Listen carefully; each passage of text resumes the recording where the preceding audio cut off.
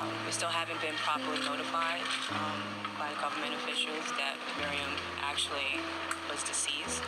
We did have an opportunity to go and identify the body, but just through the photograph, which still didn't help, with the pain that we're feeling. I found out just at the same time that the rest of the world was finding out through the television, so it's still not real and very unfortunate.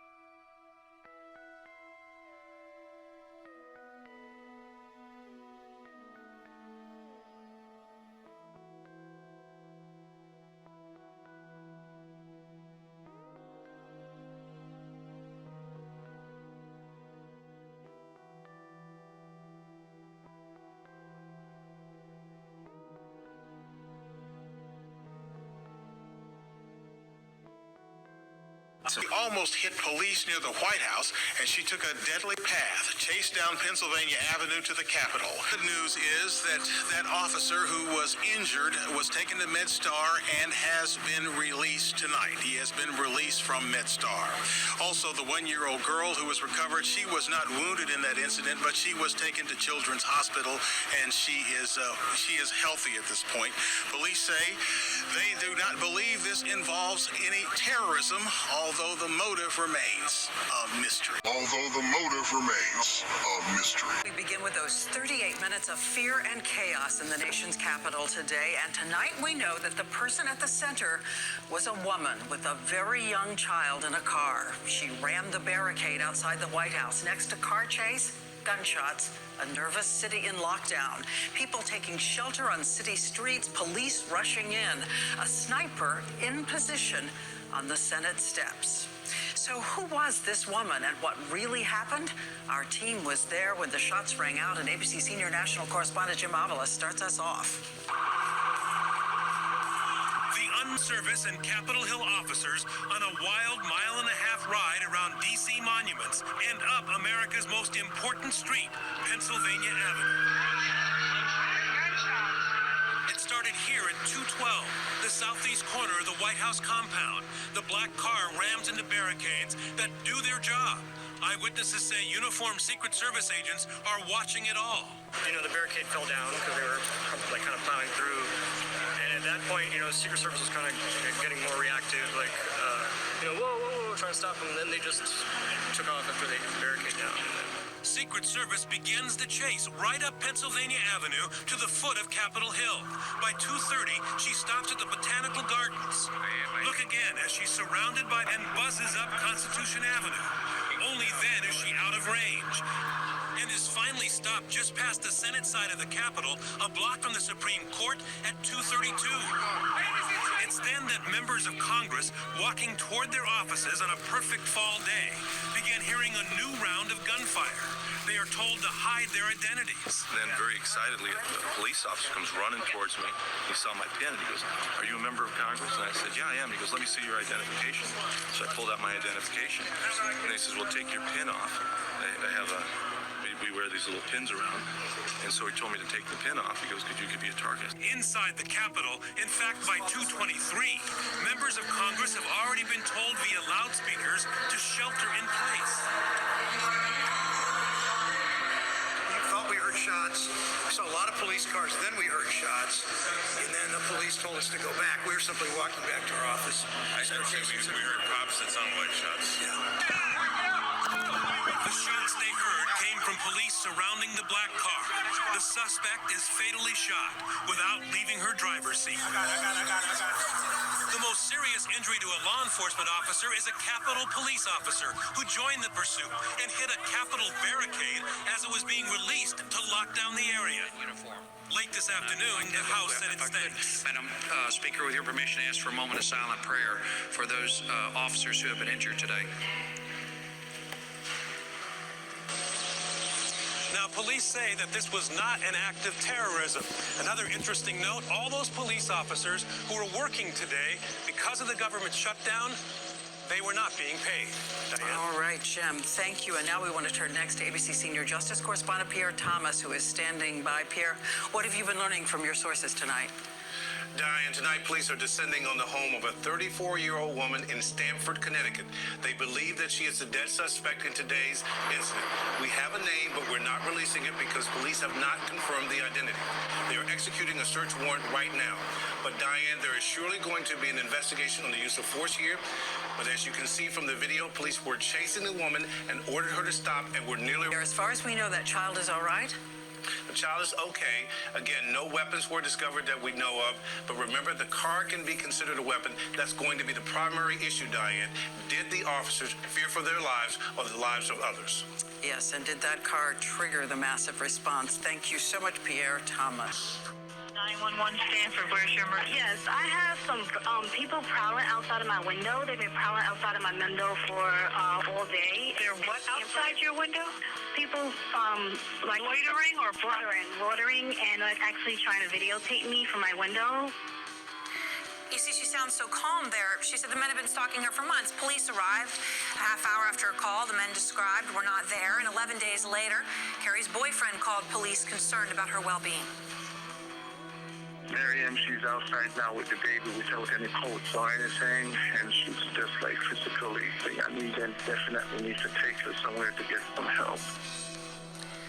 Her sisters have told CNN that Carey, who was the mother of a 1-year-old who was in the car when her mother was shot to death, was suffering from postpartum psychosis.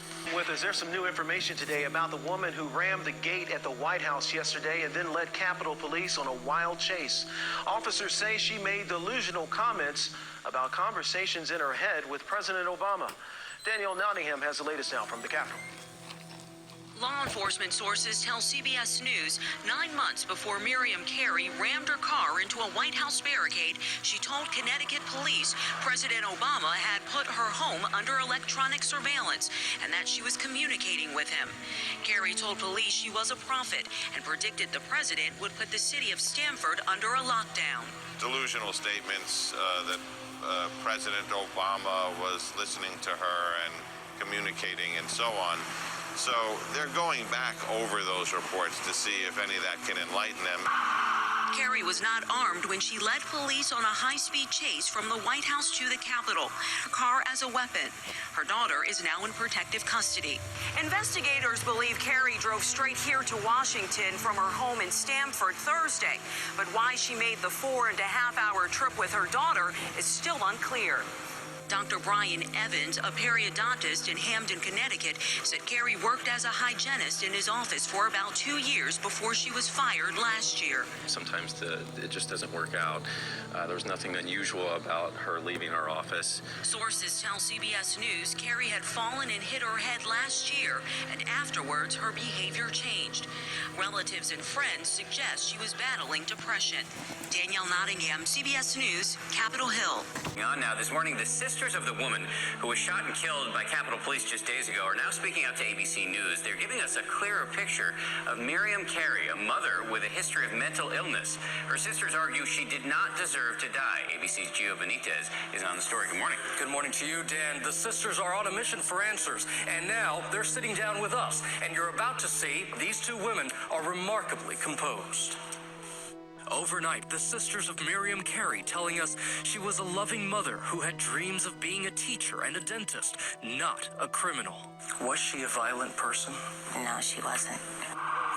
But police say they were forced. Carey's black Infinity was weapon enough after ramming into White House barricades. Carey's 1-year-old daughter, Erica, right there in the car with her. She didn't have any political agenda. She didn't hate her country, anything like that. She wasn't a terrorist. She did have a diagnosis of postpartum depression with psychosis. She was on medication. The sisters are speaking from unique backgrounds. Amy Carey Jones is a registered nurse, and Valerie Carey is a retired NYPD sergeant. Officers had enough time to assess the occupants of the vehicle. They actually not only just put someone in harm's way, they took someone's life. Postpartum depression is so common that 1 in 10 women will experience it, but the psychosis made Carey's case much more severe. Mental illness really should have more attention. Sources say that last year, the father of Carey's daughter called police, reportedly out of concern over her claims that President Obama had placed her house under electronic surveillance, something her sisters say they never heard her talk about. But this morning, they want to shine a light on her illness and whether police handled it appropriately.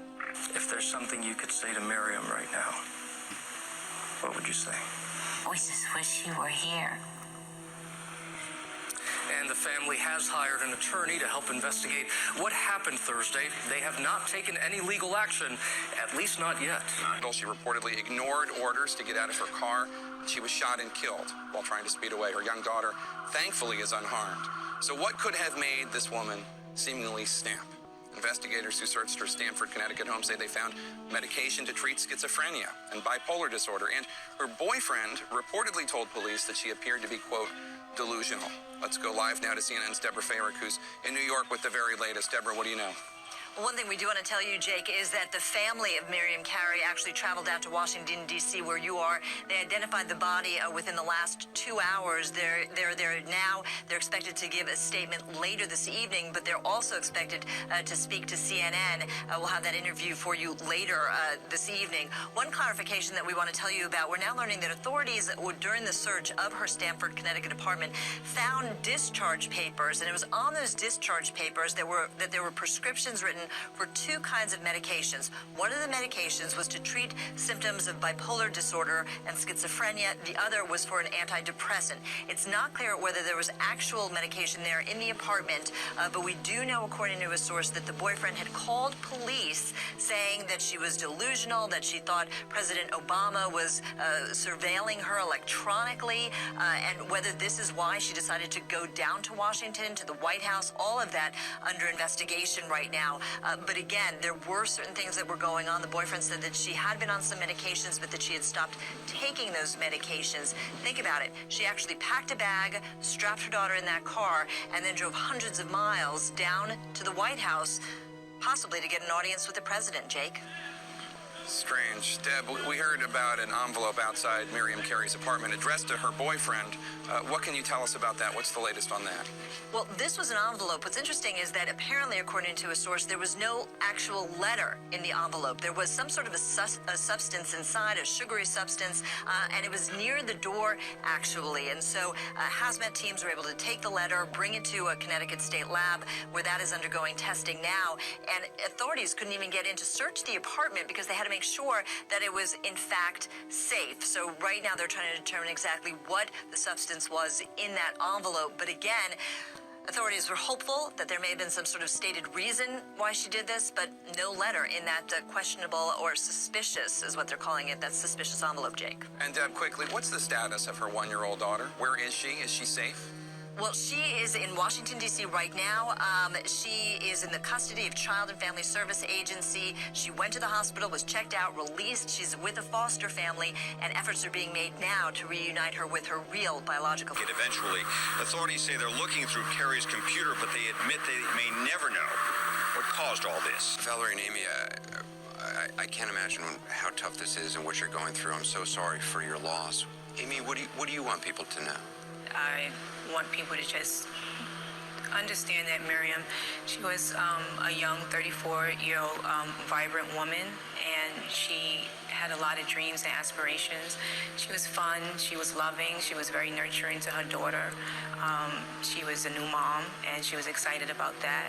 She always talked about teaching. Her field was dental hygienist, and she wanted to go further and give back in the field. Health was everything that she lived for. and she just was a wonderful person. People need to see that she was more than the suspect that was driving the car. Does any of this make sense to you, Amy? No, we're still trying to put the pieces together. It's very sudden. It still doesn't seem real. And we're just waiting for the real story as to exactly what happened to come out. The investigation is still on forth, and we're very interested to know what happened. We don't know what happened. It just doesn't add up. And personally, I feel that, you know, as professionals, there has to be another way instead of shooting and killing an individual. I do feel that there could have been something else that could have been done. Miriam CAREY, you were her next door neighbor for 4 years. Yes. You know, when she moved in, you talked to her extensively, and you saw her every day. What was she like? You know, when Deb talks about these diagnoses for postpartum psychosis or bipolar disorder or schizophrenia, did you see any of that? There was absolutely no indication that there were any mental health issues with Miriam from my perspective. No indication that there were any mental health issues with Miriam from my perspective. Like you said, I saw her daily. She was a very doting, caring mother for her little girl. Our exchanges were brief, but you know, she was always very pleasant, very personable. And talk a little bit about the girl, because you did see her with the little girl, Yes. sometimes with her boyfriend as well. Correct. I mean, obviously you're looking at that from, you know, you never know what's going on in someone's relationship. But what was your impression? My impression was that she was a young woman who was just starting a family, and that she was a hard worker. I would often see her in her scrubs, coming to and from work, and that she was just trying to make a living for herself, just like everyone else. Now, there was one incident earlier this summer that she told you about her tires being slashed or something. Yes, there was an incident that I observed actually this summer. I was coming out of my building to go to work, and Miriam was there with an officer, and she said to me, you know, can you believe this happened? And I said, what? And she told me that her tires had been removed from her vehicle and was left on milk cartons or milk crates. And she was, you know, upset about it, as anyone would be if their tires were missing in the morning. But the only odd thing about it was that hers was the only car in the entire parking lot that had any mischief done to it. Right, so you know, unclear whether there was some other relationship you know Exactly. about or something else, right? Right. Just you don't know. But I mean, she did report the incident to the police, and she was standing there outside. It was earlier this spring with her baby. And you know, she just, like I said, seems just like a regular person. A regular young woman, as you said, working hard, starting a family. Yes. If the story is as it's been told, this covered a lot of ground. You see a victim now getting on one of the Park Police helicopters that actually put down on the Capitol grounds. This happened a few minutes. We're shocked to find that this happened, and we feel saddened for her family and all those involved. In Hamden, most knew 34-year-old Miriam CAREY as the woman who simply cleaned teeth. About 2 years ago, Dr. Brian Evans hired her as a dental hygienist. He says while she was an employee, she fell down some stairs at a friend's house. She did have, from what I understand, a pretty significant head injury at that time, but she recovered well. She was recovered enough to come back to work. A few weeks after the incident, he says they fired her, but would not pinpoint a reason why. Like any situation that an employer and employee have, sometimes it just doesn't work out. There was nothing unusual about her leaving our office. Down in the parking lot, a fellow attorney remembered her car, that infamous Infiniti, after a parking dispute they had. He says she parked here and did have a handicap sticker, but he noticed She walked without any discomfort or any problems whatsoever. he wrote a letter, put it on her windshield, asking her to stop. Nathanson says he got a letter from her lawyer, called the attorney, and she never parked here again. This was their only exchange, but couldn't believe how she died. I'm certain that everybody would feel stunned and shocked that it was somebody in the building. Maria Coppola has been a patient here 15 years, recognized CAREY, and was saddened by the news. It's very close to home, you know, so sorry for everyone for all their loss. Of course, everyone we spoke to today wondering exactly what caused her to start that police chase, and thankful her child was unharmed in all of this. Live in News 8 Control, Stephanie Simone, News 8. New at noon, the woman killed after a car chase on Capitol Hill apparently had money problems. Miriam CAREY was sued by her condo association for failure to pay $1,700 in fees. The lawsuit was settled back in February, and we're also hearing about some new warning signs and a possible motive for the incident that killed her. John Gonzalez. We still haven't been properly notified by government officials that Miriam actually was deceased. We did have an opportunity to go and identify the body, but just through a photograph, which still didn't help, with the pain that we're feeling. I found out just at the same time that the rest of the world was finding out through the television, so it's still not real, and very unfortunate. I can tell you that she was a woman that, law-abiding citizen, carefree, loving, just like anyone else. She had a baby, and she did suffer from postpartum depression with psychosis, which comes along with medication and therapy, which she did. She was very compliant with her medication. At the time that she was diagnosed with that, as you know, depression can have a certain level of instability at that time, which is why she was diagnosed. We don't know why Miriam ended up going to D.C. We don't know at that time if her depression, contributed to her going and taking that ride. We don't know what was in her mind at that time. I do feel that law enforcement could have handled the situation a lot differently. How do you know what was in the mind of the individual that was in the car? Only after the fact they understood and delved into her life and understood that she was a person that happened to be going through depression at one point with psychosis. Her mental status has no bearings on what happened. It doesn't contribute to the events. My family is seeking answers. We have questions. There's a mother who has lost a daughter. My sisters and I, we have lost a sister. And my niece has lost her mother, and we need to know why. My mother deserves that. It's a shame. It is a shame that my mother, my sisters, and I had to find out from reporters that called us and asked us to watch the news. It's a shame. Shame on the metropolitan D.C. area personnel for still not informing us of what has happened to my sister. No one deserves this. Deadly physical force was not the ultimate recourse, and it didn't have to be. And you have to ask yourselves, as Americans, is it okay for that to happen? Because it can happen to you. And if we are okay with that, then I feel sorry for all of us. Why was my sister shot and killed with her 1-year-old daughter in the car and she was unarmed? Why? My mother deserves to know why. We deserve to know why. The chief of police of the Metropolitan Police Department, she did something that's very irresponsible. She rushed to judgment. What she said was, we don't think it's an accident. We don't know anything yet. All we know is we have a woman that was in a car with a 1-year-old child, and now there was some firearm discharges, and someone's dead. Why and what facts and circumstances led to the shots, we don't know yet. Is it justified? Or does it get to a point where the justification is no longer there and then it becomes excessive force? That's what we're going to do. We're not going to just work on what the government premises. We're going to do our own investigation. My sister was a law-abiding citizen. She had no political agenda. She's not a terrorist, was not a terrorist. And she did not believe that, or to my knowledge, she did not believe that president or any government official was going to do her any harm. Frightening sequence of events on Capitol Hill. Police shot and killed a woman who led them on a chase near the White House, and the Capitol did not have to kill her. Senior political reporter Scott Newman live on Capitol Hill. So, Scott, what's new on this today?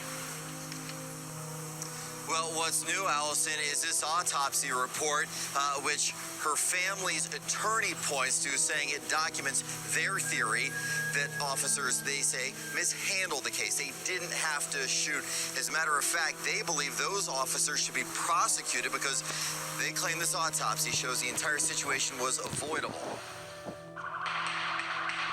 The chaotic scene and subsequent shooting death of 34-year-old Miriam CAREY made a bit clearer today with the release of an autopsy report, and then led them on a frantic chase. One of our officers was struck in his scout car.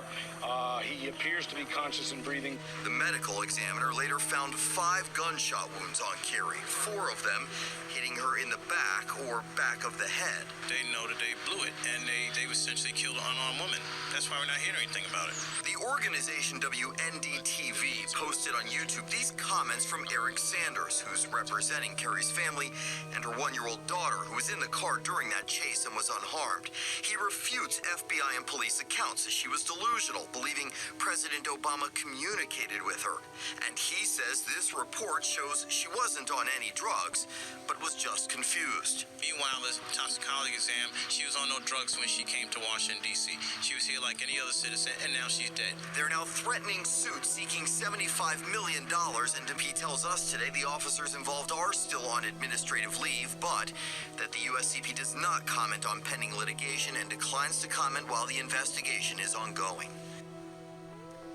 Now, keep in mind, police say that CAREY had been diagnosed prior to all of this with postpartum depression and psychosis. Actually believe that there were TV cameras following her around to show the national news her life.